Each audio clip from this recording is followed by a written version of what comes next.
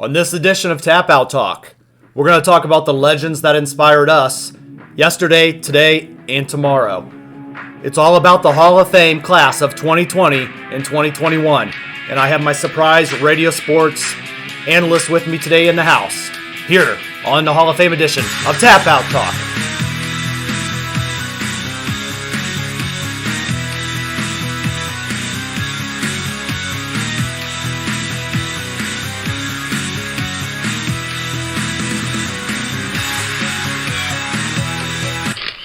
Let's get right in. This is Tap Out Talk in the Hall of Fame discussion. I am your host, Bryan Adkins, and with me to the right is my main man, sports radio personality and radio god, Nicky T. Michaels. How you doing, Nick? Good, Bryan. How you doing? Thanks for having me. Doing good. So, I start out, and we talk about the Hall of Fame, and these are the legends of the industry, and the WWE puts this on every year to honor its employees and honor those that influence the industry as a whole. And, when we induct somebody into the Hall of Fame, we're celebrating their careers, their success, and then also their influence. What does the Hall of Fame ceremony mean to you? I think it's great because, you get to honor the past legends, guys who maybe wrestled 20 years ago, 30 years ago, that have been overlooked sometimes, or some of the recent guys like Kane, who have been around forever, who recently retired and he's moved on and finally being acknowledged into the Hall of Fame. That's pretty cool. These guys that I watched as part of my childhood, finally getting to see the recognition that they deserve. I agree. And, I feel like this ceremony came across at the right time, because if they would have done it years ago, it wouldn't have been as impactful, because wrestling really boomed in the 80s. And, it started way before that, but then it really excelled in the 90s during that Attitude Era. And we're now at the point where these guys are in their Hall of Fame status. So we're going to go through. We'll start with the 2020 class, and then we'll go into the 2021 class. This year is a little special because of the pandemic of last year. We actually didn't get to have a 2020 ceremony, so we're actually going to put both of those into one ceremony this year, WrestleMania week. The Hall of Fame will be airing this Tuesday on April 6th, where we'll get to honor these legends. And we are going to go through each one, and then what I'd like to do is get your thoughts and perspective. We'll go through, we'll highlight some of their career moments, some of their best and worst just for fun, and then some of their accolades, and we'll kind of decide, hey, are they a top Hall of Fame class, or are they kind of a middle, B-level, C-level Hall of Famer? Yeah, sounds great. Let's do it, man. All right, let's start right in. So we're going to start with the class of 2020, and without further ado, let's go ahead and transition in. Our first Hall of Fame candidates are the NWO, the New World Order. The New World Order came on the scene in the late 90s, and it was actually in WCW where Scott Hall, who was Razor Ramon at the time, entered into WCW as his real name, Scott Hall, and it was this WWF invasion on WCW, and he said, "We're coming." And then he introduced Kevin Nash, who was Diesel in the WWF. And next thing you know, and at the time, there was not really a lot of internet chatter, so we thought this was real.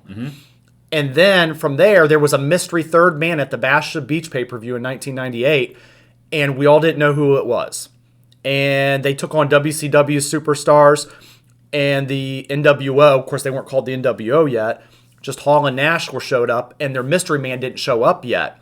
And there was a point in the match, and I'll never forget, and I was such a fool, because I seen Hulk Hogan coming down the aisle to save everybody, and I was like, yeah, Hulk Hogan's going to save him, and the next thing you know, Hulk Hogan... Ultimate heel turn, and it just shocked the world, because Hulk Hogan, for you and I in our childhoods, was everything that was good, and you could not even fathom a world where Hulk Hogan was evil, so... Right. And that's how the NWO was formed. And I remember the fans throwing trash in the ring. Yep, I remember that too. I remember that episode. And I remember he basically was like, "This represents all you fans. You're trash." And that's when Hollywood Hogan existed. Yes. And he did it all for the money. And so that's how I remember the NWO starting. What do you remember about the NWO? Well, yeah, I remember, you have Diesel. Kevin Nash was kind of a low card to mid card wrestler in WWF back then. And then he kind of made the move with Scott Hall to come over to WCW. And Scott Hall, I think everyone was like, wow, Razor Ramon is now Scott Hall, WCW. This is interesting. What's going on? There's a lot of mystery between the team up, and they're attacking WCW wrestlers. A lot of paranoia. Is there a WWF kind of takeover coming? No one really knew. And then, as you mentioned, the same thing, kind of piggyback off what you said. Hulk Hogan was the ultimate child icon. Every child in the 80s and even early 90s loved Hulk Hogan. Basically, for you youngsters listening in, it'd be like if John Cena were to head to AEW or somewhere else right now, in Ring of Honor, and just become the villain right out of the gate. It was just a mind-blowing kind of event that happened in WCW, because you never thought you would see Hulk Hogan turn evil. And I love that you brought up the John Cena comparison, because I tell people all the time, John Cena is the modern day Hulk Hogan. He's the guy that's going to build those future fans like we are today. With this being the NWO, they're honoring Scott Hall, Kevin Nash, and Hulk Hogan. And they've added Six into this, which also known as X-Pac in the WWF. Yep. And Sean Waltman. So they've added him into this as well. He was a part of the NWO, but he came a few months later when he came over. And there were a lot of other members of the NWO too. This thing got huge. What other members stick out to you as members of the NWO? Oh, man. Well, Big Show, back then he was called the Giant, right? I'm trying to think, too. Did Eric Bischoff kind of get involved with the NWO for a little bit, too? Eric Bischoff actually was the creator of the NWO. That's right. And he at first was kind of against them, and then he flipped and joined them and became their biggest, money and manager and assets. And DDP later on joined them. But then I love the rivalry with the NWO and the man by the name of Sting. Their rivalry with Sting was great. I mean, it was great because it dragged on for years, and then finally at the end, I think they finally got Sting to join as an honorary member right before they broke up. Yeah, so what happened was after a while, this NWO thing got so big, and they had their own referees, and it was almost a dual company, and it took over WCW. And what happened was they started just adding members, and they told the locker room, you either join us or against us. And they had guys, like you said, Paul White, the Big Show, which was the Giant back then. And they actually had guys like DDP, right? DDP joined for a little bit, and then he flipped on them and became kind of the face of WCW. There was a situation, they had Booker T at one point. Yep. They had pretty much a lot of these guys you can think of from the upper to lower card. And what I think is interesting, they even spawned the NWO Thought and started having NWO Japan. And they started having LWO, which was the Latino World Order, and Eddie Guerrero and Rey Mysterio, and they kind of did that. So this thing really did become kind of a monster mega heel of the industry. And with this, I feel like it spawned other great competition with the WWF. This is kind of their... DX was the answer to the NWO because everybody was watching the NWO, and they left the WWF to watch the NWO in WCW. So there's a lot of guys that can be included in this. They have chosen to add Hogan. We're going to say Sean Waltman, a.k.a. Six, and which I loved how they came up with his name because he was the 1, 2, 3 kid in WWF. And so 1 + 2 + 3, 6. Exactly. Very clever. Then Nash and Hall. So this was the core of the group. Years later, I don't know if you remember, then when they had NWO Wolfpack and NWO Black and White. I didn't like it as much, but yeah, I remember. They were like over marketing at that point. And that's when they got Sting and And can I just add real quick about NWO? I really believe that NWO is one of the reasons why WCW really got into it into the Monday Night Wars with WWE Raw, because Raw had DX at the time, Shawn Michaels and Triple H, and then WCW had NWO. So it was a fan of wrestling in the late '90s. Like, holy crap! Do I watch Nitro? Do I watch Raw? And you can really attribute Nitro's success to the NWO. Yeah, and I flipped through channels, and I was a diehard WWF guy, but WCW and honestly the NWO made me stop watching WWF for a while because I had to choose. It wasn't like it was streaming like it is today where you could watch one now and watch one later. You had to choose what channel you're turning on. They were pioneers in the in the Monday Night Wars, and then Eric Bischoff had to screw up and tell everyone Mick Foley was going to win the WWF title, and then that pretty much was the downfall of WCW. Yeah, and Isn't that crazy? That was crazy because he definitely with Bischoff, and I heard Bischoff actually came up with the NWO concept through a similar faction in Japan that he's seen. And they always imitate each other. But right, and stick around too because they have some other Eric Bischoff cool factors that a lot of people don't know about him. So awesome, because we'll talk about him later. Do you have anything on the NWO? Oh yeah, Hulk Hogan. It was so awesome to see him turn heel. Hollywood Hogan. It was awesome because, again, you never thought you would see him as a villain, and he was a great villain. He used the belt. He would beat guys with the belt that he would wear. What's that, the weightlifting belt? What's that called? Oh, the weightlifting his belt. His famous weightlifting belt that he would wear. I love the fact that, he turned his beard black underneath the famous handlebar blonde.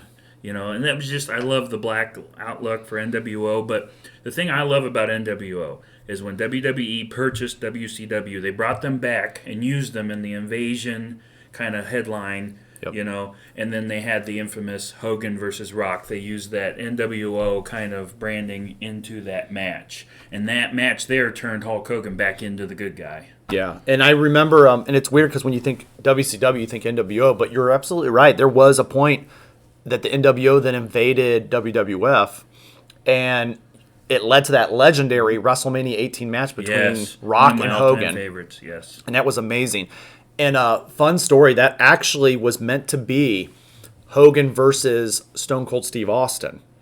And what happened was Austin, they couldn't decide on who was going to get the win.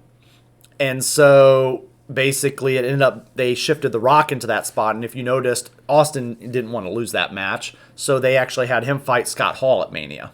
So they actually kind of had to rewrite some of that storyline, and but it was originally supposed to be Hogan and Austin. But I love Hogan Rock. Well, and no one remembers Stone Cold versus Scott Hall. I mean, it's the Rock and Hogan show. They stole. What was even the main event? Because that wasn't even the main event that year, right? It was not. The main event was actually Triple H defending the title against Chris Jericho with Stephanie McMahon in his corner. Wow, I see. I did not even remember that. I mean, the only thing I can remember is Rock versus Hogan. Yeah. And that was funny too because WWE at the time was pushing Hogan because he was part of NWO and they were the bad guys. They were pushing him to be the villain, but more people in Toronto were cheering for Hogan because of his legacy in the 80s. Yeah. So I'm not trying to get off topic. We're No, just you're talking right. about Hulk Hogan. But real quick, I want to add too. Kevin Nash is very underrated. He was one of the architects of this group. I know Hogan and Hall get all the credit, but I also love Kevin Nash because he also kind of branched out and he was also a very dominant force. He was the muscle of the group. He was, and then Kevin Nash actually, he's had a pretty good little career outside of wrestling as well. He's dabbled in the movie industry a little bit. So not a lot of people know this, but if you remember the Ninja Turtles 2 movie, Nash was actually Super Shredder in that movie at a very young age. Huh. And so he actually played Super Shredder in the Ninja Turtles movie. Wow. And he also was in Punisher. And he played a role in that, the Russian actually.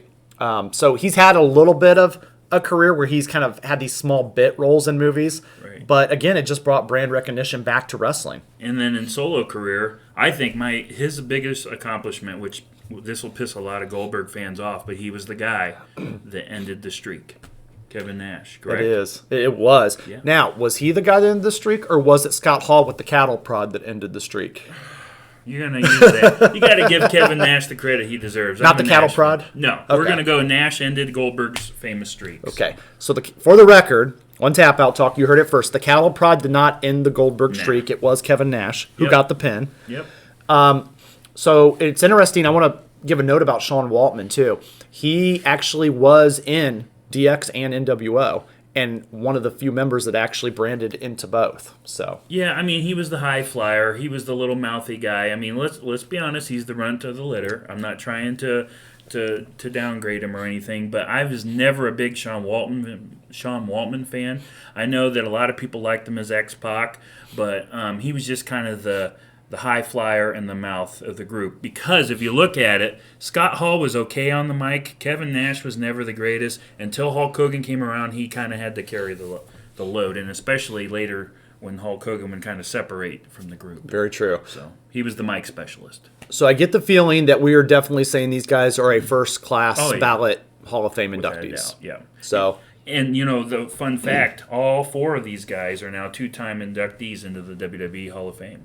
okay. So now let me think. We got Hulk Hogan in on his own. We've got, and now with NWO, we've got Sean Waltman with DX and NWO. Yep. Are the other 2 also in there? On what level? Solo. Solo? Kevin Nash is in solo 2 years ago, right? Okay. 2 years ago, 18, I believe. Okay. Correct me if I'm wrong. And then, Scott Hall, Razor Ramon. You're right, Razor Ramon inductee. And he had a great line in that Hall of Fame where it was something along the lines of "Bad guys live forever." Yes. It was a great line. I loved it. I'll have to go back and watch that. So that is everything that I wanted to cover on NWO. You as well? Loved them, yes. The great group. I know the 4 Horsemen, DX, and now NWO. Congratulations to NWO, the New World Order. Definitely well-deserved, definitely first ballot, and a lot of great memories. So we thank the New World Order. Let's go to our next inductee. So JBL, or John Bradshaw Layfield. JBL first came onto the WWF wrestling scene as simply Justin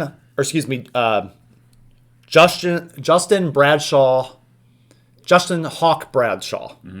Took me a while to remember, that was so long ago. So he actually had really long hair.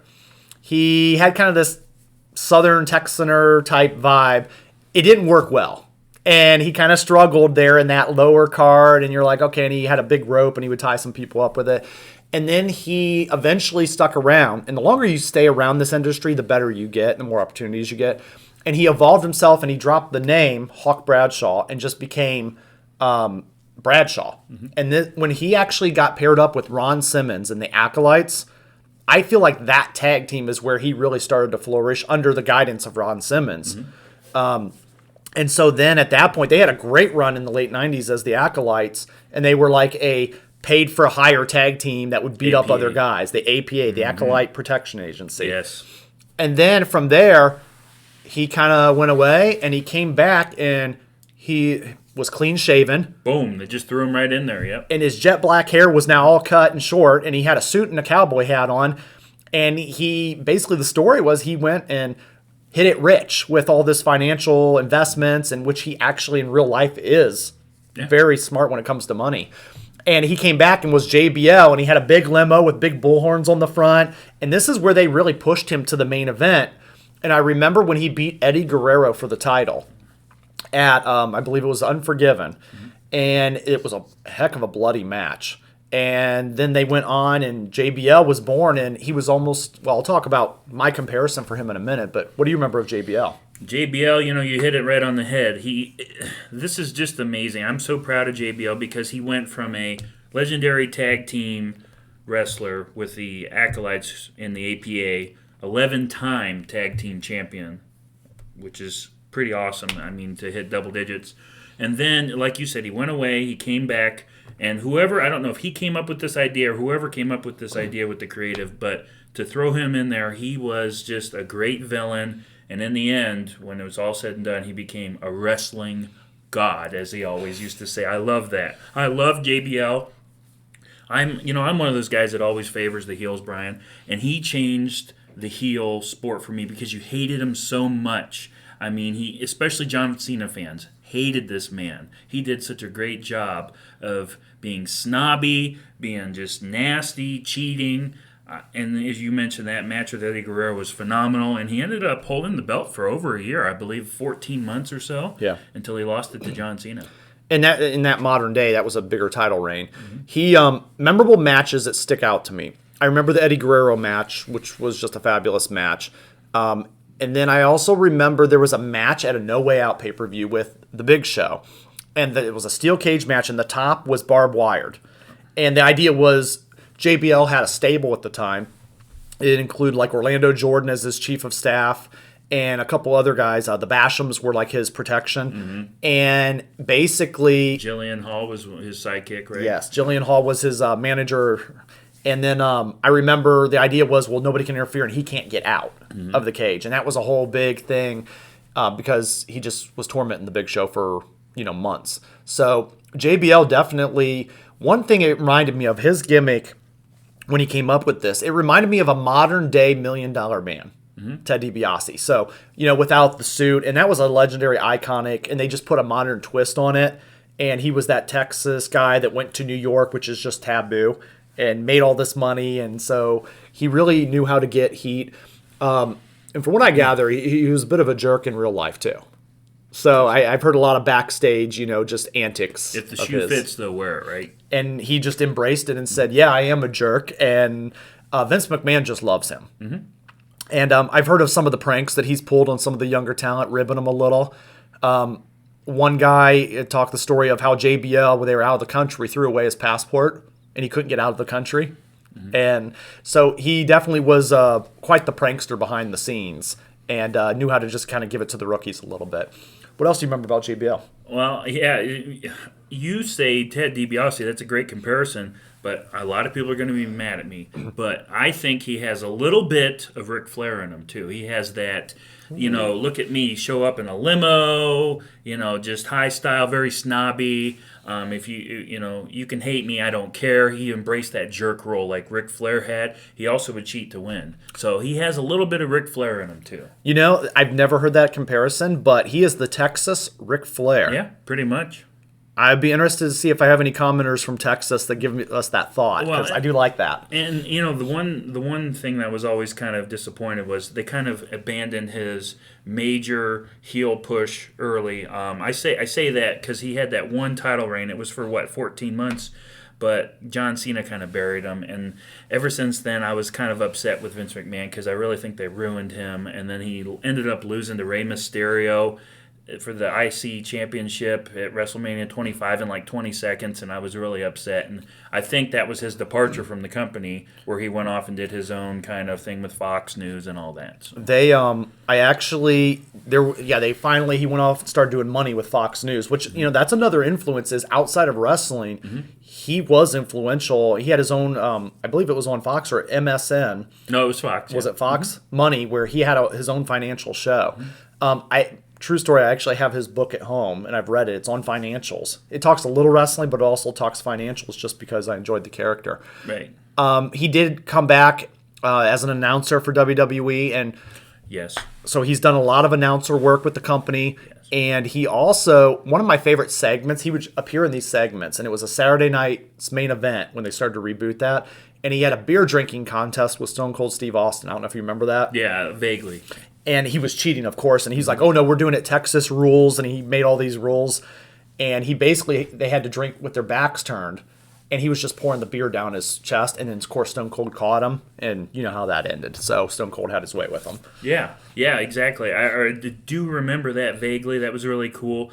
He was just the perfect heel, I hate to sound like a broken record, but he's got a little DiBiase, a little flair in him. Real quick, can I go over the accolades? Absolutely, please. He is a Grand Slam champion, won the Tag Team Champions. He won the WWE Championship. He's won the Intercontinental Championship. So he's got that Grand Slam title, which is cool. A one-time WWE Championship, which, in my opinion, he should have more reigns. And then 18-time Hardcore Champion. Wow.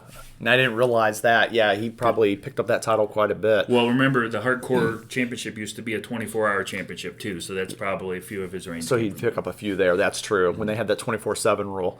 JBL, so definitely Hall of Fame candidate. He's done so much in the business. He's evolved his character around the company. He's influenced outside of the world of wrestling with the financial world. And he even did some commentary, and so he's had a wide career, so definitely we honor that. And JBL is the latest induction into the 2020 class of Hall of Fame. Yes. He was a great commentator, too. Very underrated commentator. I can't talk. I kind of wish he was on Raw today because Raw's commentary is absolutely awful, but that's another subject. But, yeah, JBL is a great commentator, but I don't think this is going to be the last time we see JBL inducted into the Hall of Fame, because I think him and Ron Simmons are going to get inducted here very shortly. In the next few years, you'll see the APA in there. They were a good tag team, and I would agree with you. That'd be interesting to see him as a two-time. Yep. As a commentator, I honestly, there was times where I enjoyed his work, but there was also times where some of his references were a little outdated. And I always would say, man, he just needs to attach to that younger, newer audience, because he would make some references from the 70s, and I'm like, what's he talking about? And that was even before my time, and that's quite some years ago. So but his banter with Michael Cole was priceless, though. Oh, yeah. Those two were great together. They were. So JBL in the 2020 Hall of Fame class, and let's go to our next candidate.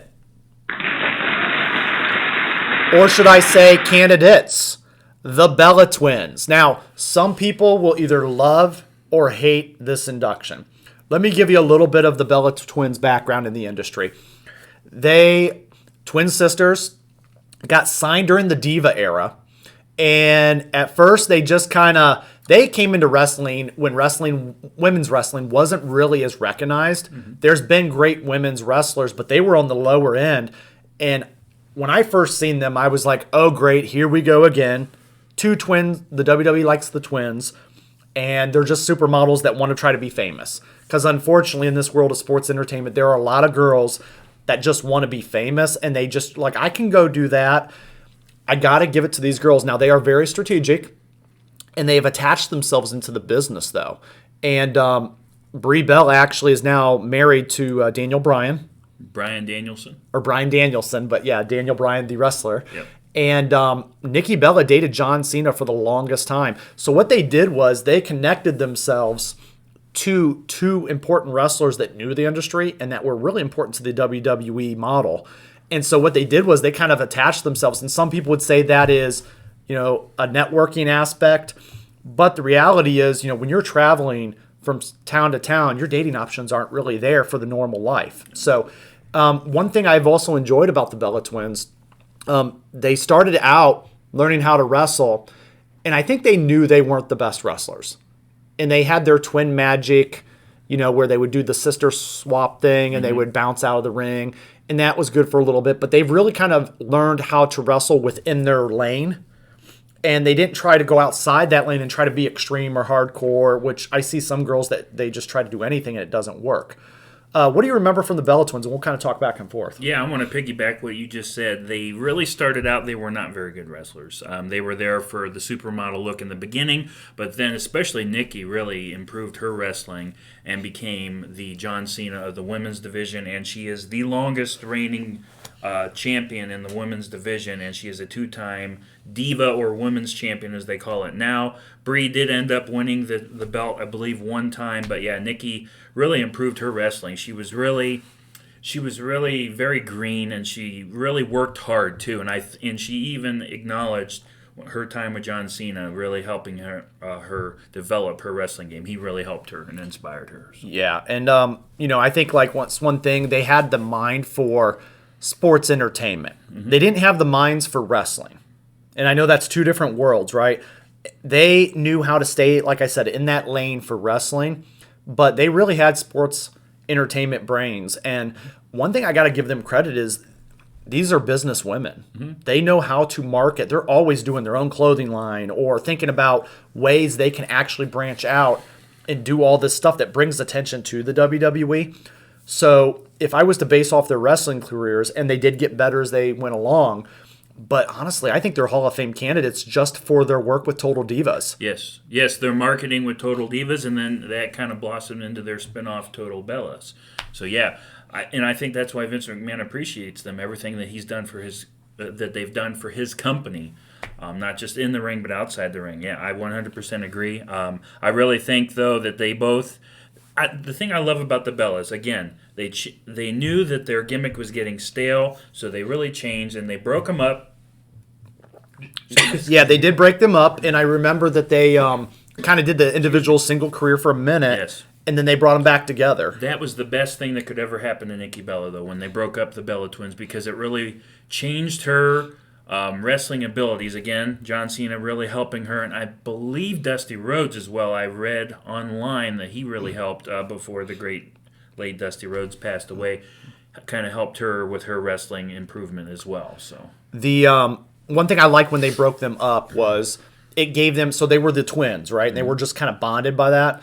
And then when they broke up and split off into singles careers, they each got their own identity. But it wasn't so different that they couldn't merge them back together. And I thought that was huge. I wanted to talk about the Total Divas and the Bellas show because people either love it or they hate it. Your traditional wrestling fans hate it. They're like, oh my gosh, I can't believe the WWE is doing reality shows. I'm actually a huge fan of those shows. I enjoy watching them. And the reason I feel like those shows themselves are Hall of Fame worthy is because, one, it brought attention to women's wrestling. And two, it brought outside attention to the WWE. So great example I give is my wife. Not a huge pro wrestling fan like she watches. She's definitely very educated in it, mostly because I talk about it. But she really ultimately will watch Total Divas. All of a sudden now that wrestling is a reality show about women, she's in. And she's like, oh, we got to watch Total Divas. I'm on season, she's like on season 9. I'm on season 3 or 4. right. So I feel that is definitely worth the Hall of Fame nod. Do you watch Total Divas and Total Bellas, or? I used to when it was in its heyday. I think it's a little stale now for me personally. But yes, I did really enjoy it a lot. But that is a great point that the Bellas brought in a different clientele to the sport. Women who ended up watching that show, maybe one night bored, flipping channels, turned on Total Divas, like, wow, this is really entertaining, and then started watching WWE. That was a brilliant move by Creative and the Bella Twins to really bring in a whole new audience. And they were huge behind and advocating for that. They actually, and I think about it because it did bring so many, because again, my wife, she will now, when I'm watching a pay-per-view, she'll watch any of the Divas matches because she's connected to these characters. And that's a great way for the WWE to connect people. And some people are going to get really mad at me for saying this, but I do think that the Bella Twins paved the road for the women's division that we have now. Now, don't laugh, okay? Because I'm talking to some of these, these fans that are probably listening saying, oh, come on, give me a break. That was Trish Stratus. Yes, it was, but the Bellas also kind of helped pave the way to where you have WrestleMania 35 main evented WrestleMania that was Ronda Rousey, Becky Lynch, and Charlotte Flair. I don't think you had that match without the Bella Twins. I don't know what you think about that, but so I feel the Bella Twins. Marketing. Yeah, I feel the Bella Twins got eyes on the product. I feel, like I said, you have the women's wrestlers, and you have divas. And divas is not a bad term. People say it's a bad term, and they kind of give it this condensation of it, but it's really not that bad. So you have women wrestlers like Charlotte Flair, Becky Lynch, and then you have the divas like the Bellas and quite a few others that they have on there. And so I look at it as those worlds do cross over into each other. They paved the way for the women's revolution. I really do believe that. And it brings more eyes on the product, especially female eyes on the product. So I look at the Bellas as, I do call them sports entertainers. They are the definition of sports and entertainment because of all the reality show work and bringing eyes to the product. But they definitely, then there are your traditional women wrestlers. Trish Stratus, I won't go all into her Hall of Fame career, but she definitely was one of the most iconic ones in a time where that wasn't popular. And she learned to become a pro wrestler, and I think that's why a lot of people respect her. But the Bella Twins definitely, they had a lot of tag team championships among them later on. And then what else did they do in their careers? Oh, like I mentioned before, Brie won the Divas Championship once, and then Nikki won it twice, and she is still, to this day, the longest reigning women's champion in WWE history, and she passed the exiled AJ Lee. I was a huge AJ Lee fan. I feel like AJ was one of those behind the scenes that actually fought for the Divas Revolution. Unfortunately, I think that's gotten kind of wiped out of the history a little bit, and that shine kind of went on to Nikki a little more. But I think AJ was very important in kind of driving this as well. But the Bellas were definitely a huge part of this. I'll be curious to see if Nikki acknowledges John Cena in her speech. So it's a shame because we had a whole WrestleMania spot on a proposal for those two to get married.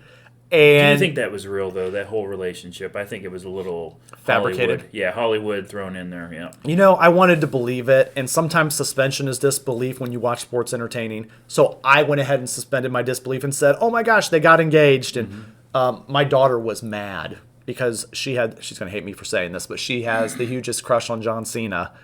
And she was mad when that happened. So, any other final thoughts on the Bella Twins? No, I think I've said everything. Congratulations to both of them. They're both very worthy, I believe. In my opinion, there's no question they deserve to be in the Hall of Fame. Definitely.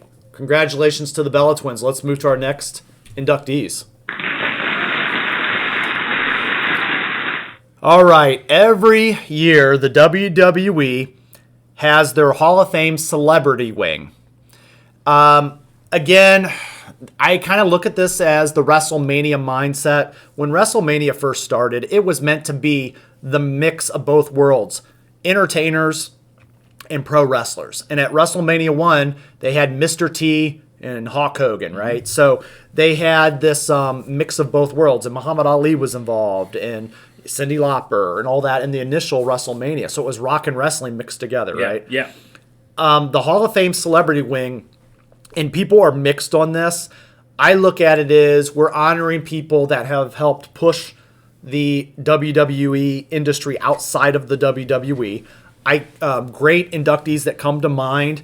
I like it when the guys and girls are very involved in the product. So when I think of past inductees, Mr. T, even though that was one of the worst Hall of Fame speeches, and he kept talking about his mama, but he was they cut him off actually and started playing the A-Team music a couple times, and so but he was worthy because he was involved. When I think of guys, Donald Trump had some very memorable WrestleMania matches. And the hair versus hair match at WrestleMania 23, very iconic. And a lot of people, don't know this, but WrestleMania wouldn't have survived without Donald Trump, because WrestleMania 4 and 5, when WrestleMania was starting to decline, Donald actually gave them his venue in Vegas and basically said, hey, go ahead and take my venue.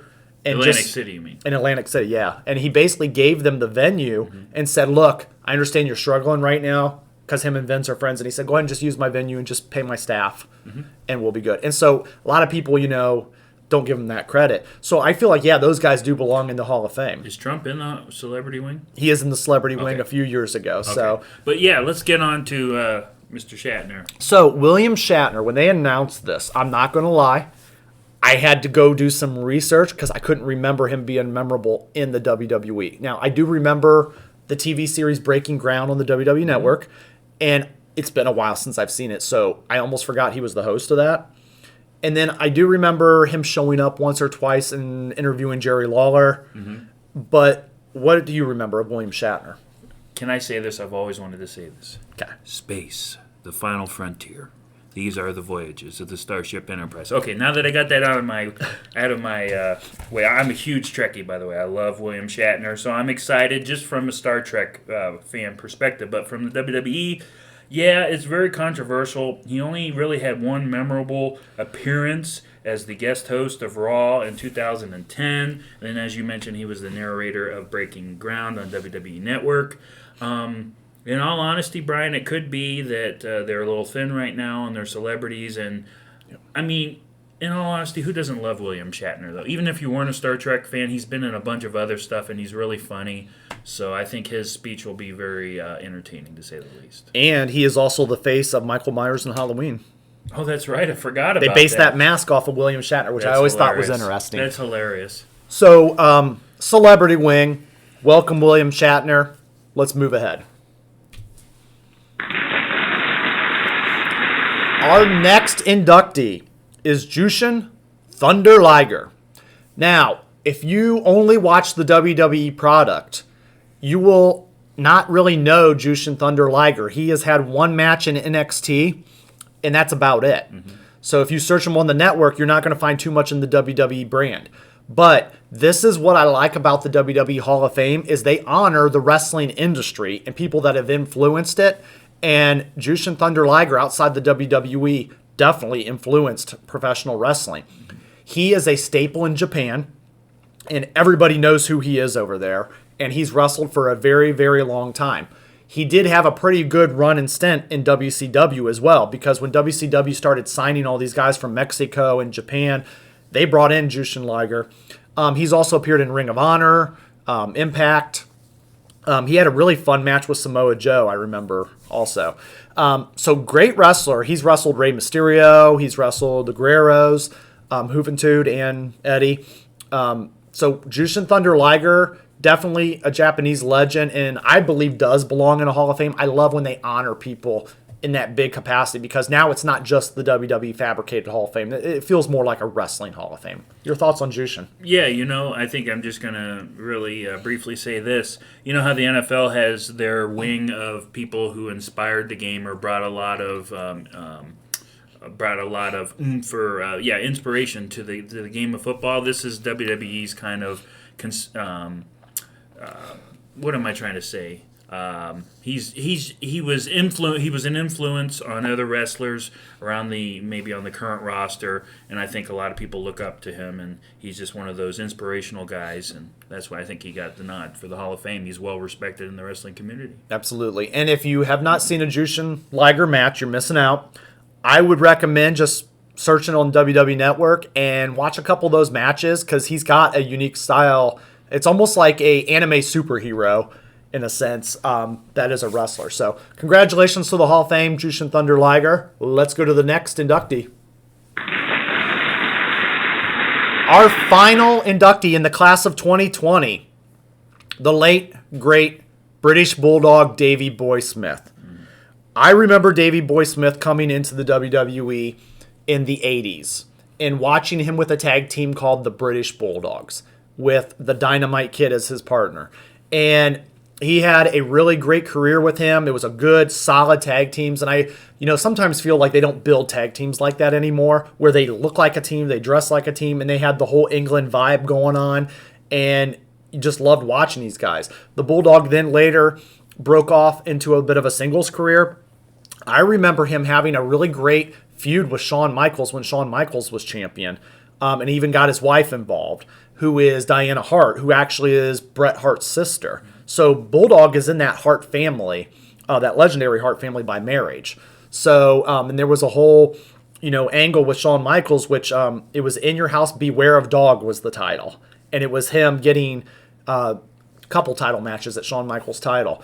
And then I also remember him going to WCW a little bit, having a few matches there, and then he came back to WWE and he had a nice little run with the Hart Foundation stable with Bret and Owen and so forth. What do you remember about Davey Boy? Well, I think the earliest memory I can think of is you mentioned before, Shawn Michaels, the rivalry with him. He was on the wrong side of history. If you remember, Shawn Michaels became the first man to win the Royal Rumble at number 1, and they had that infamous Rumble match where he thought he eliminated Shawn Michaels, and only one foot had hit the ground for Shawn Michaels as he's hanging on the top rope. And Davey Boy thought he won the Royal Rumble, which would have been great for him. It's a shame, but Shawn Michaels came back and won that match. But I remember that moment. That was a great wrestling moment, and I think it's still arguably one of the top 100 greatest moments in WWE history, I would think. And then for me, I don't remember him in WCW, but I remember more of his second stint, Bryan, when he had a huge rivalry with The Rock in late in '99. Okay. I remember that. That was really entertaining, and I actually got to see him perform live at No Mercy in '99.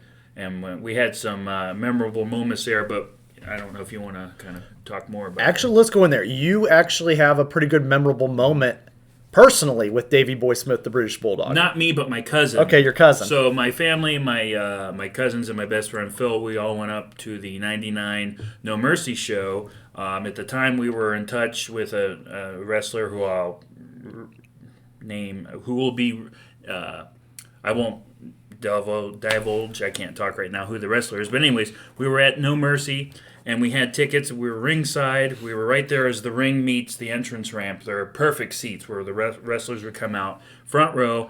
And my cousin hated the Bulldog because he was such a Rock fan. I mean, who didn't love the Rock fan? Right.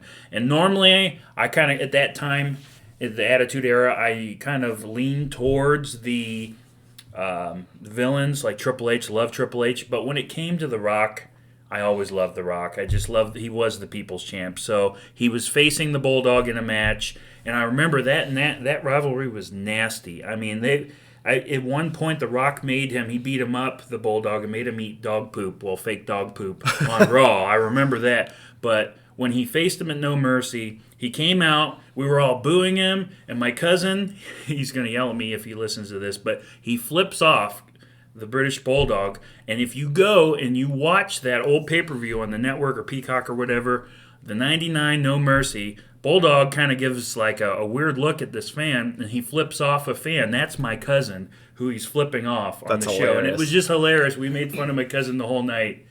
And it was an awesome night, and he lost to The Rock. But I remember that moment about Davey Boy. I do, and that's hilarious. And I liked the story you mentioned a minute ago about that number 1 and number 2 entrance in the Rumble. Mm-hmm. A lot of people forget he did last just as long as Shawn Michaels, but like you said, I like how you worded it. Wrong side of history, and he didn't get enough credit for that. The other most memorable match that Davey Boy ever gave me was he was in the main event of SummerSlam, and it was against Bret Hart, and it was in England in Wembley Stadium, and it was for the Intercontinental title, and it was unheard of that the Intercontinental title would actually take the main event last spot over the world title.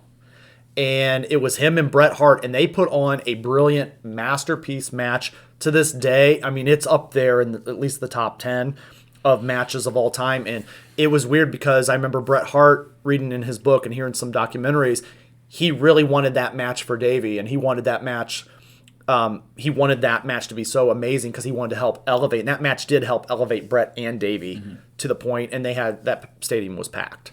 Yeah, exactly. And a lot of people forget. They're going to be like, well, why is the British Bulldog in the Hall of Fame? Isn't he like the Godfather or Coco Beware? And I said, no, because he was such an influence to the UK fan base. He was their wrestler. He was their champion at the time.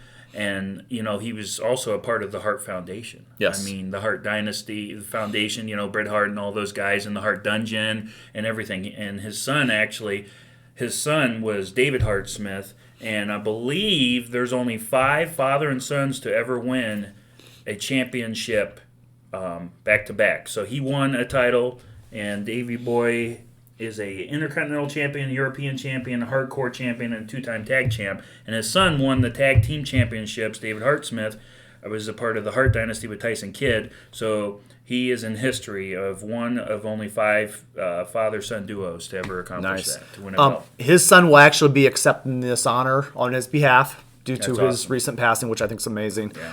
And I find it interesting, just kind of a final note here, Davey Boy Smith, British Bulldog, was very popular, famous, and well achieved in this industry on a global scale, despite never being WWE champion. And I think that's very just amazing, and that just proves that sometimes it's not the belt that makes the wrestler, it's the wrestler that makes the belt, they always say. Right, and again, I think it's important that the Hart Foundation had a big role in that. Or I keep saying the Hart Foundation, but the Hart, community, the Hart Dungeon and everything, that whole family. He's from that family wrestling. But the UK fan base is what really carried his legacy, too. He was such a beloved wrestler for them. Absolutely. Well, the British Bulldog, Davey Boy Smith, is the final inductee in the class of 2020. Mm-hmm. Overall, I think it's a pretty good class, pretty solid. We had a lot of great memories and moments here. Let's progress forward, and let's talk about the class of 2021.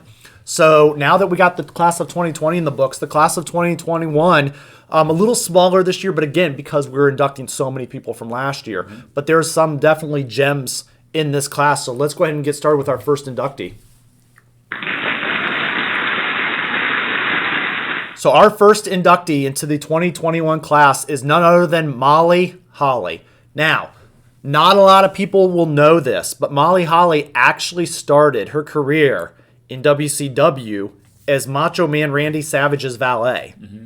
And it was one of his entourage of people. And at the time, he was dating Gorgeous George, and he was practically begging Molly Holly to train her. Mm-hmm. And so she was already an accomplished wrestler pretty early on. From there, she moved on to the WWE and was introduced as Hardcore and Crash Holly's cousin, Molly Holly, hence her gimmick name. And then from there, she's been able to bend and flex her career, and the late, great Dusty Rhodes always said, as much as you can keep reinventing yourself, you'll last in this industry. And so she went from a Hardcore Holly's cousin And then she kept that name and morphed into, I believe, Mighty Molly, where she did this gimmick with the Hurricane, Shane Helms, and it was a superhero gimmick. And it kept her relevant on a different scale.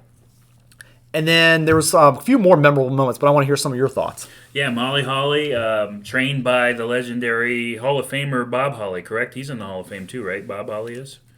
That I would have to look up. Yeah, we'll have to look it up. I'm pretty sure he is, though. I think they inducted him a few years back. But yeah, trained by Bob Holly, hence the reason why she was part of the Holly clan there in WWF. But I did forget about her brief stint in WCW. That's pretty cool, though. She is a 2-time women's champ, a 1-time hardcore champ. Her real name is Nora Benchouf. Not a lot of people would realize that her real name is Nora. But yeah, you hit it right on the head, Bryan. She really changed her game. She started out as Molly Holly, and she really had to adapt to the time period of women's wrestling and into the Diva era, because she finished when they were heading into the Diva era. Yep. So very solid, very underrated performer. Not the greatest on the mic, but she was an excellent wrestler. I agree. She was a true women's wrestler in a time when women's wrestling was not marketed. So, and then like you said, they were transitioning into the Divas era. So this was that era of, they had like Jazz and Victoria and Trish Stratus and Lita. So there was good women wrestlers, but the WWE really didn't market it as much. So they kind of had to survive on their own, and they taught each other. The other thing I want to give her credit for, again, Dusty Rhodes and Ric Flair used to say that anytime you align yourself with your gimmick with the name of another person, so in this case, Molly Holly aligned with Hardcore Holly and Crash Holly, sometimes you're doing yourself a disservice, because now all of a sudden your expectations are, oh, you should be exactly like them or similar for your whole career.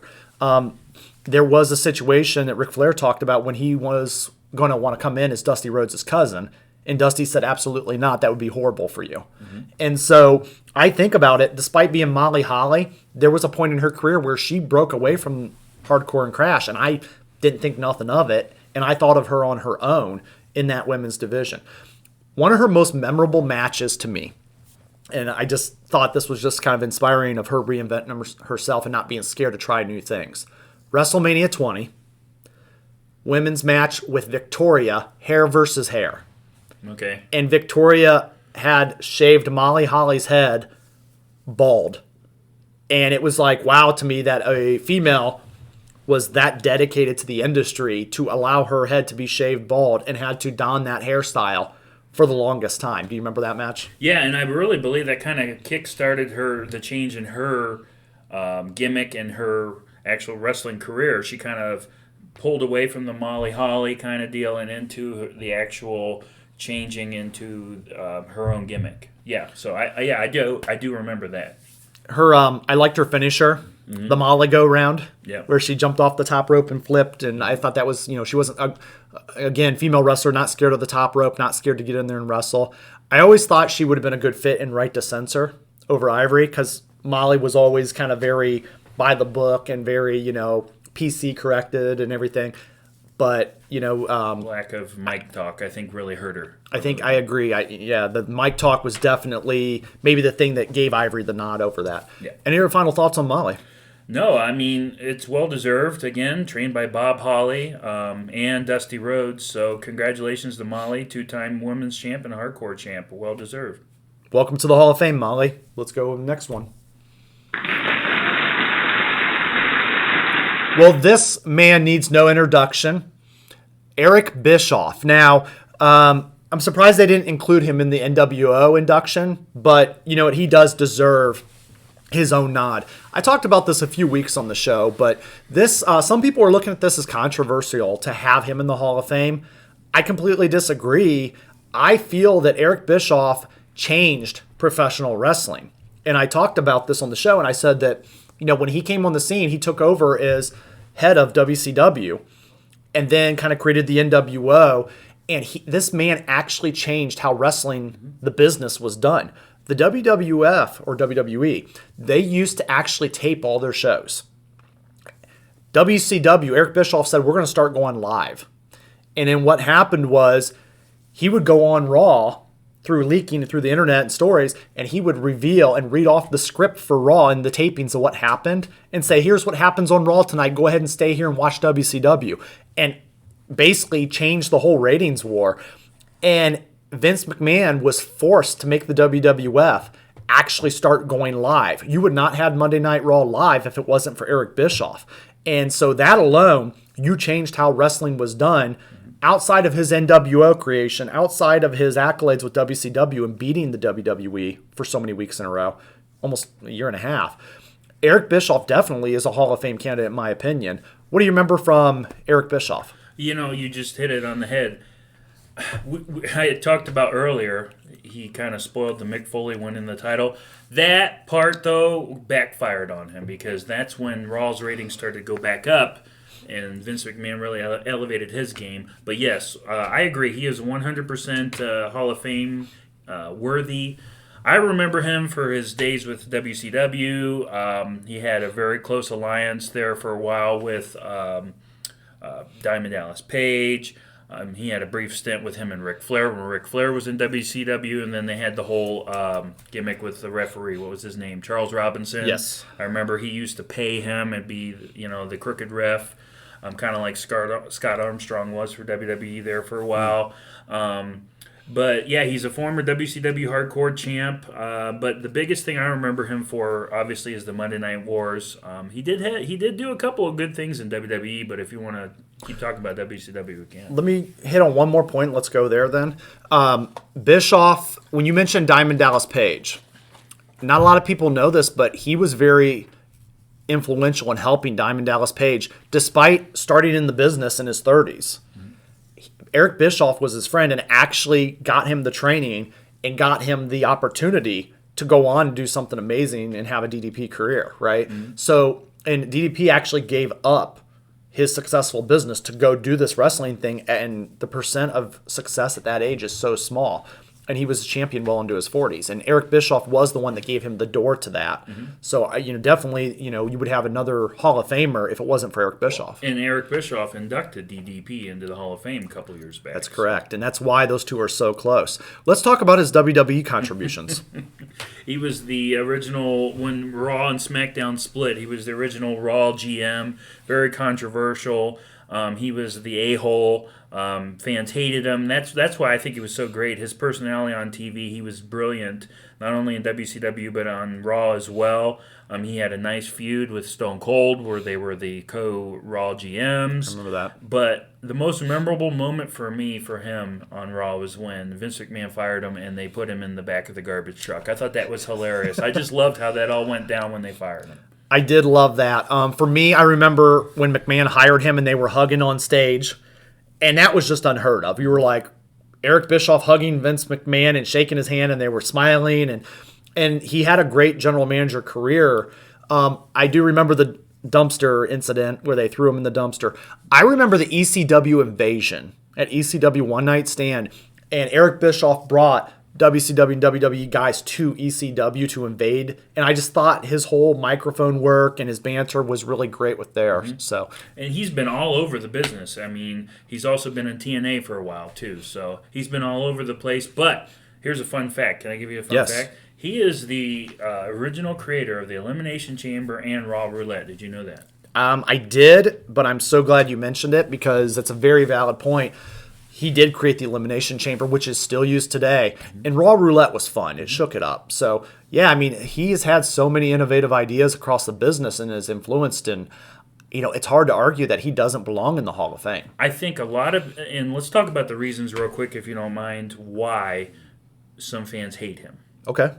I think a big thing was he was the key guy that said, okay, it's time to end Goldberg's streak. And a lot of fans took that personally when they kind of did the whole Scott Hall and Kevin Nash kind of screw job, if you will. Yep. A lot of fans never forgave him for that. There were some other things, but that was the biggest thing I remember about why fans hated Bischoff.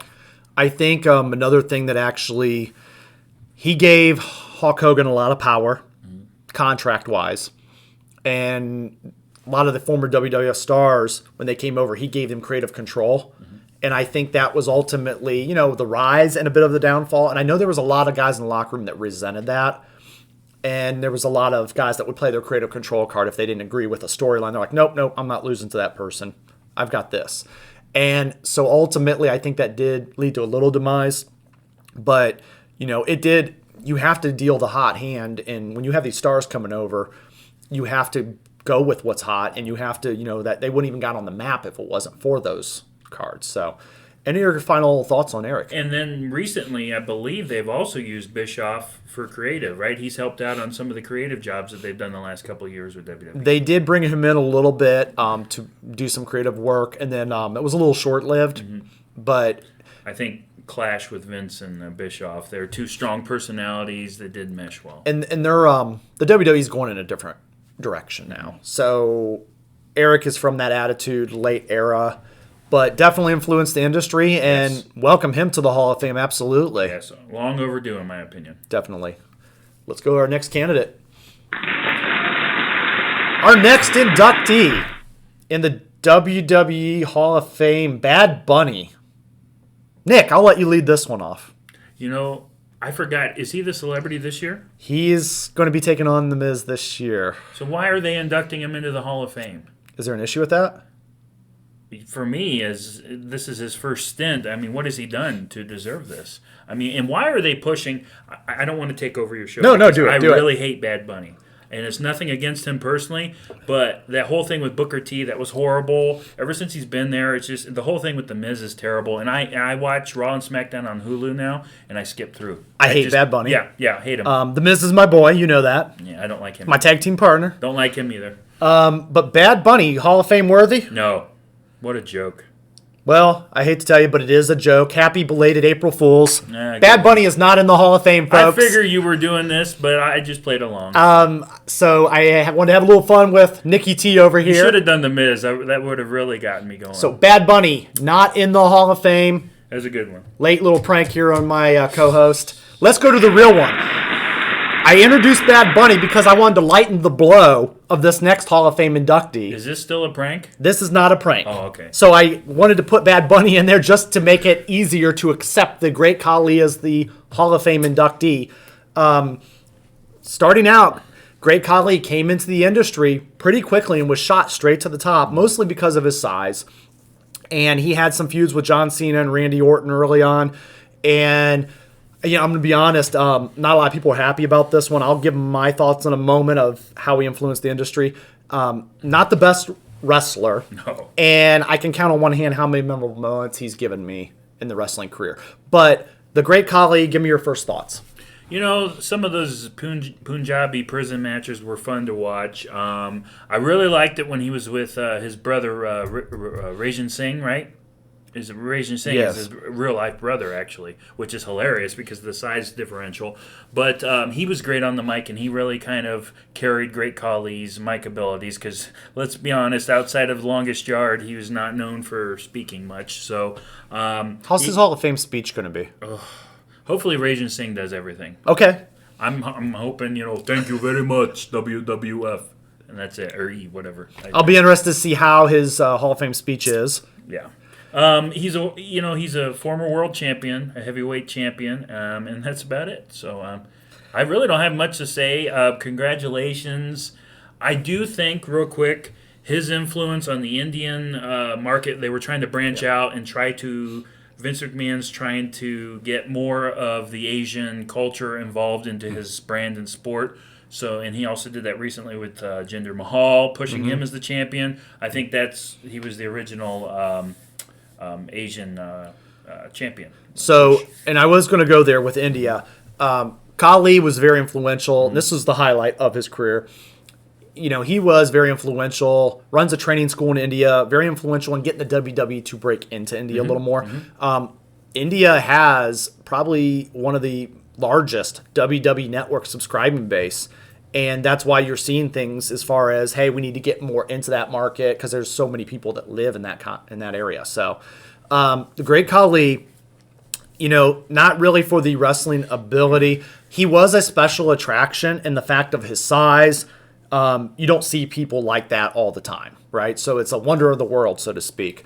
But I believe he was influential in helping the WWE, like Jinder Mahal, like you said, to try to get that India fan base I did enjoy the Punjabi prison matches because it was different. Yeah, it was different. And it added something kind of special for me to watch, a whole bamboo structure. I remember the match with Batista, I kind of like that. And it's just, Khali is this monster in there, and then you're trying to escape him through these trap doors. Should we go into his comedy relief as the kiss cam and when he kind of became the Punjabi playboy? Yeah, that was kind of cheesy, but we can talk about it, obviously. I remember them doing that. I will say this. I'm going to give Khali credit for doing what was asked of him of the company, because it's not necessarily the guy doing that job. It's the guy that is doing the job that was asked of the company. Creative writing asked him to do some kind of cheesy stuff. I wasn't a big fan of it. I was kind of like, what are they doing here? But in the end of the day, I believe that did keep him in good standing with the company.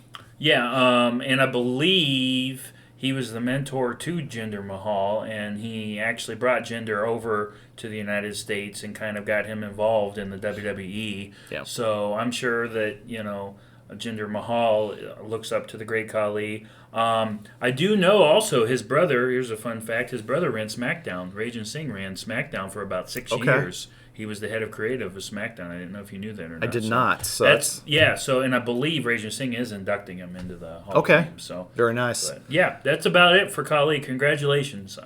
So Khali in the Hall of Fame, and like I said on a previous show, here's the silver lining for you guys. If you're not a fan of Khali being in the Hall of Fame, if he goes in the Hall of Fame, you'll never have to see him wrestle again.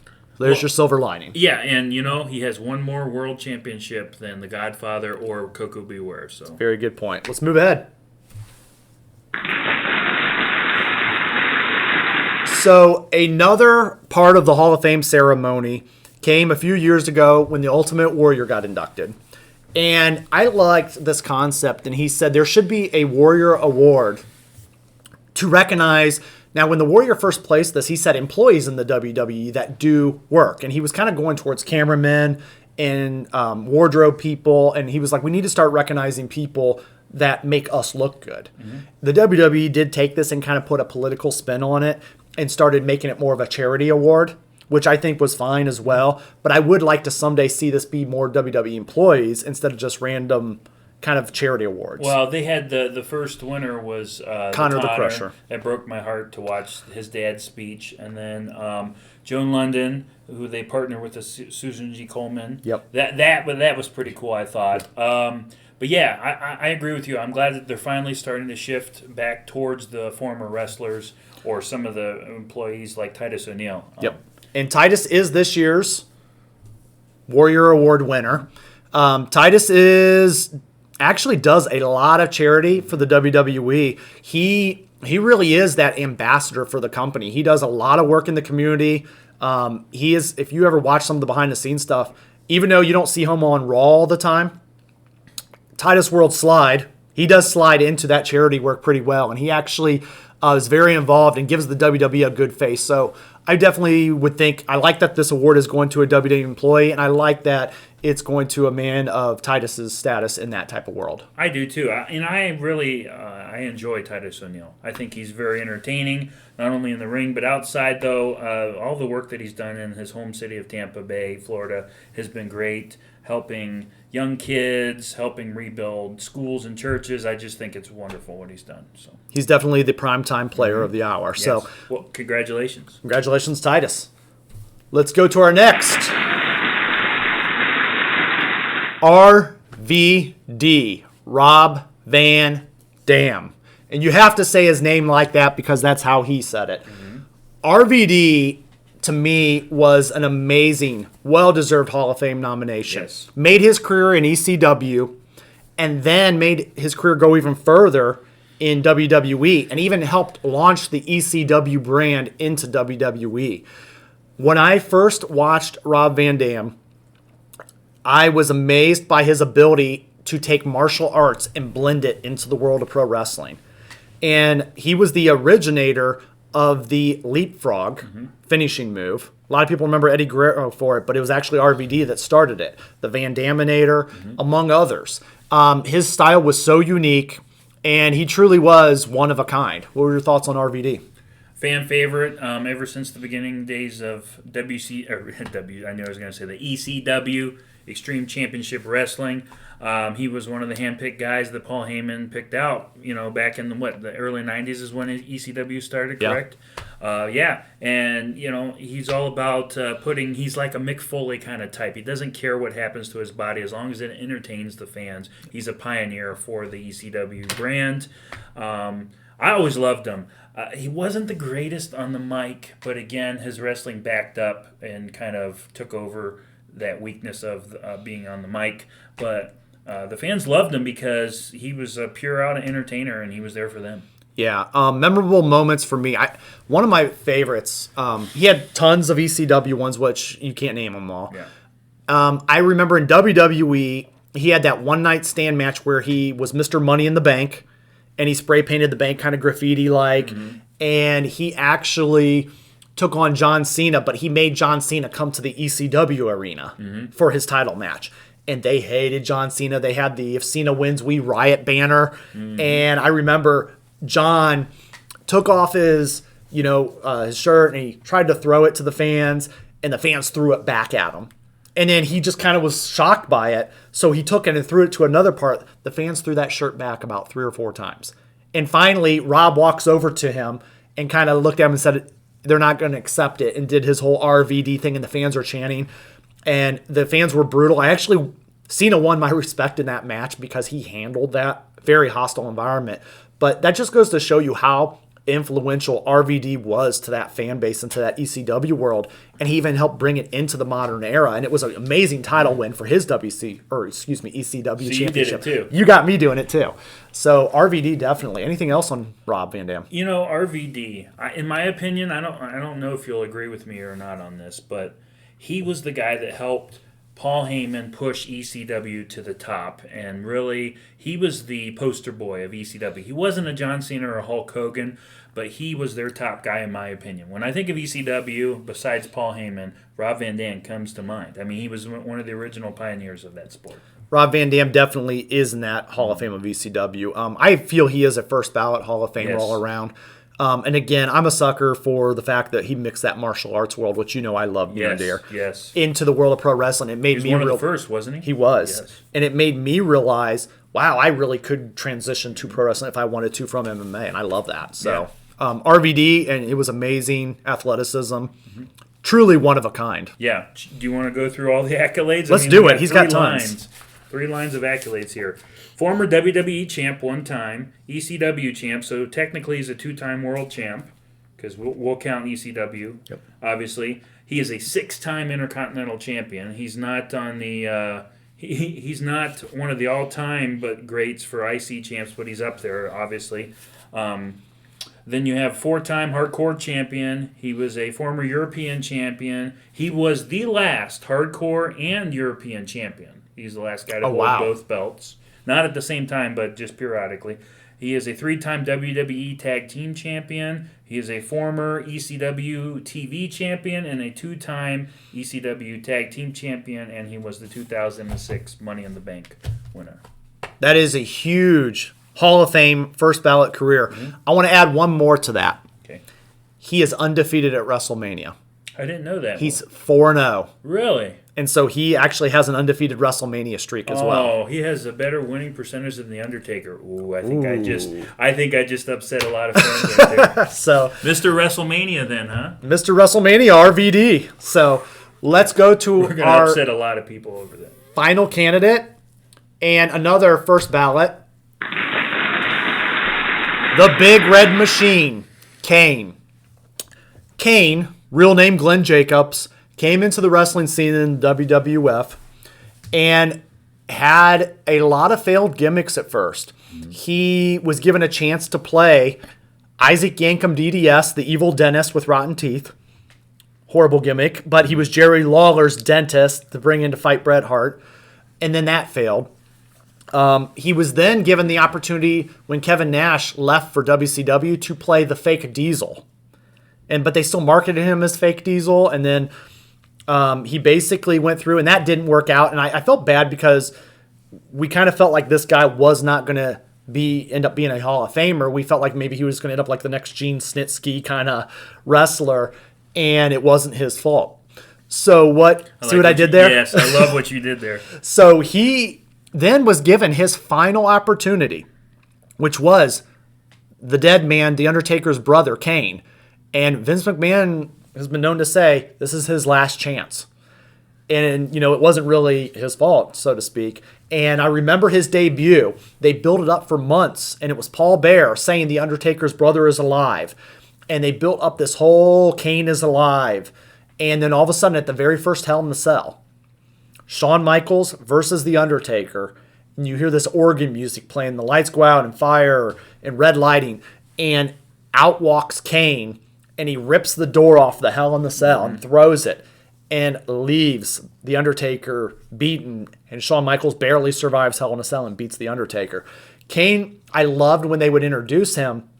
He would randomly, the lights would go off and the organ music, and he would randomly come out and beat somebody up. And it didn't matter who. He was a monster. Yeah. What do you remember about Kane? His size, obviously. Kane was amazing. I love Kane. A lot of people are going to go back and forth who should close out the show, but I think I love RVD, but Kane, to me, he would change wrestling in the Attitude Era. As you mentioned, he came out as the Undertaker's brother in the early 90s, or mid-90s, I should say, mid to late 90s. Kane, though, I just love the whole gimmick. They introduced him as the devil's favorite demon, and I just loved it. The big red machine, the mask. I love the mask. That was my favorite part about Kane, because you just wondered for years what's underneath the mask. How, because they always said that he was burned as a child and everything, and I just love the whole mystery of what's underneath the mask. And when they did unmask him, I love the story of how, because he was in a fire, he had trauma, and he's seen himself as burned, but he wasn't actually burned. And I love how they reveal that, because you can't do makeup on him every single time. Right. So I love how they did that psyche of him, and that he wore the mask because he mentally thought he was, burned. And so they did a really good job bringing his story along. Let's talk a little bit of memorable matches. So he's had tons of matches with The Undertaker. 2 at WrestleMania, correct? Or 2 3? at WrestleMania. 2, yeah. And he's had some feuds with everybody you can name, right? Stone Cold Steve Austin. He's had feuds with... He's been around the industry for so long. He had some good matches with Mick Foley, too. Mick Foley. And then he was even good with Undertaker as the Brothers of Destruction in a tag team. And he's had some memorable matches there. And, even as of within the last 10 years, he actually has had some great feuds. If you remember, back on SmackDown, it's been about 10 years because Paul Heyman? Paul Bearer. Paul Bearer, sorry. Paul Bearer. Right before he died, he was in a feud with Edge, where, if you remember, where Edge was really still this badass rated R superstar. He was picking on Paul Bearer. Paul Bearer was in a wheelchair. I just love that feud. I thought it was very well done, the creative, where he would kidnap Paul Bearer and Kane would just kind of terrorize Edge to find him, and I love that a lot. That was so much fun. But my favorite memory as of late was when he teamed with Daniel Bryan, Team Hell No. Oh, yeah. That whole going to the psychiatrist session, that was just hilarious. I thought it was very well done. The Hell No, Team Hell No was amazing, and again, it pumped life into both guys.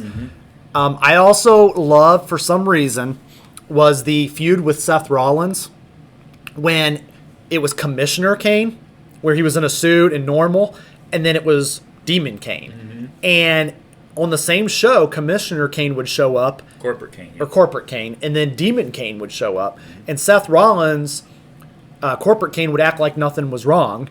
And then Seth was, scared of him. But then he was like, you keep him away from me. And he's like, what are you talking about? I was just getting you your coffee. And so that was a nice back and forth, and you didn't know which Kane was going to show up. Let's talk about Kane outside the WWE, because he had a lot of influence outside the world of wrestling. So what are some things he did? He's been a huge ambassador. He went over to, Iraq in the early 2000s for their tribute to the troops. He was a big supporter of that, and he also was just an ambassador trying to get fans from around the world involved into wrestling, along with the Big Show. Him and the Big Show were really big into that, being ambassadors. And I know politically now, he ran for Congress a couple of times, but he just won, last year or 2 years ago. He's now the mayor of Knoxville. Yeah, he's mayor in Tennessee, and so that's a huge accolade outside of the WWE. He's had a little brush in Hollywood, too. He's had 2 horror movies with the See No Evil series. Yeah. And again, he played that into his WWE character and had him kind of play that character as well. And that even led into kind of a Kane versus fake Kane type storyline. Yes. So he had, which they kind of dropped very abruptly, but Kane has definitely had a Hall of Fame legendary career. What were some of his championships? His accolades, this is long too, just like RVD's. He's a 3-time world champion. He won the WWF or WWE Championship, World Heavyweight Championship, ECW Championship there when they brought it back in, 2006. He's a 2-time Intercontinental Champion, a 1-time Hardcore Champion. He's won the 24/7 Championship as of most recently, a year or two ago. He is 11-time WWE Tag Team Champion. He is also a former WCW Tag Team Champion when they brought the belts over in the Invasion. That's right. He won the 2012 Money in the Bank. And before I get to the last part, do you want to talk about any of those accolades? No, because that's a lot, and that's amazing. And all you're doing is validating his first ballot status. But what was your final thought? And my final thought is the Royal Rumble. He changed the Royal Rumble forever. Yes. He dominated the Royal Rumble over the years. He has the most appearances with 20.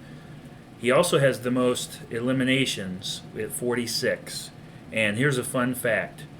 He was the last man to ever eliminate and technically be the last match for CM Punk. He eliminated CM Punk, and then CM Punk threw his little tantrum and left the company. So, guys, you are hearing amazing commentary by Nikki T. Michaels, wrestling savant. yeah, right. And knowledge. I mean, the knowledge that you're bringing into this. I'm learning even more stuff today that I knew. You're reawakening that learning about Kane. It's amazing. Well, remember, he was corporate Kane at that point, and CM Punk was destined to win the Royal Rumble. That was WrestleMania 30, and he got screwed by corporate Kane. Corporate Kane came out of the audience and eliminated him all over the top rope. The fans were mad, and that was supposed to set up a Triple H CM Punk match at WrestleMania that year, but CM Punk walked out. Yep. And I felt bad for Kane because a lot of people took out their frustration on Kane. It wasn't Kane's fault. No. You know, that was just part of the feud because he had a nice feud going there with CM Punk the last couple of months prior in TLC and all that. Yeah. But, getting back to the Royal Rumble, to me, when you think of the Royal Rumble, obviously a lot of people think of Shawn Michaels because he was the first man to win at number 1. Rey Mysterio because he had that magical run, and then of course Hacksaw Jim Duggan. But when I think of the Royal Rumble, I think of Kane. Absolutely. I can't add to that because you've covered an amazing amount of material on Kane and all very good and correct. And he, in the beginning of the show, we were debating on RVD or Kane being kind of the head class. You've convinced me, Kane. Well, definitely head of the class. And you watched that video I sent you yesterday, right? Yes. The Undertaker folks, go on YouTube of Kane finding out that he was going to be inducted, and The Undertaker told him on one of the WWE Network shows, hey, congratulations. And Kane was crying, Undertaker was crying. That was a beautiful moment. It was a beautiful, emotional moment on The Bump was the show. The Bump, yes. Welcome, Kane, to the head of the WWE Hall of Fame class of 2021. He is our final inductee. Guys, we went over a lot on Tap Out Talk, and I would like to thank... Actually, wait, we're missing one more. We're missing one more Hall of Fame induction. I completely forgot. Prank. Not another prank. This is a legit Hall of Fame induction. I can't believe I forgot about this. I would like to induct my man, Nikki T. Michaels, into the Tap Out Talk Hall of Fame, the first ever inductee into this Hall of Fame, this prestigious club, here on Tap Out Talk. Nikki, I want to thank you for you being on the show. And do you have a Hall of Fame acceptance speech? I just want to thank you, Bryan, for having me.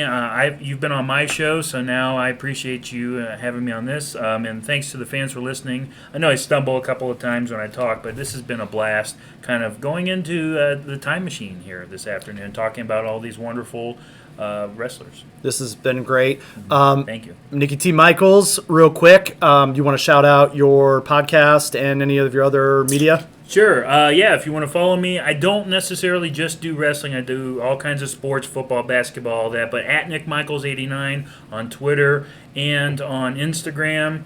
and then Facebook Nick Michaels, and then my show is Trash Talk on all the podcast platforms, Apple, Spotify. So check out Trash Talk. Awesome. And I will link Trash Talk in the description below. Sweet. Give him a little traffic his way. Again, Hall of Fame Tap Out Talk legend, Nikki T. Michaels. I'm Bryan Adkins. And this has been Tap Out Talk. Thank you for watching, and thank you for being a Hall of Fame audience. And for now, it's game over.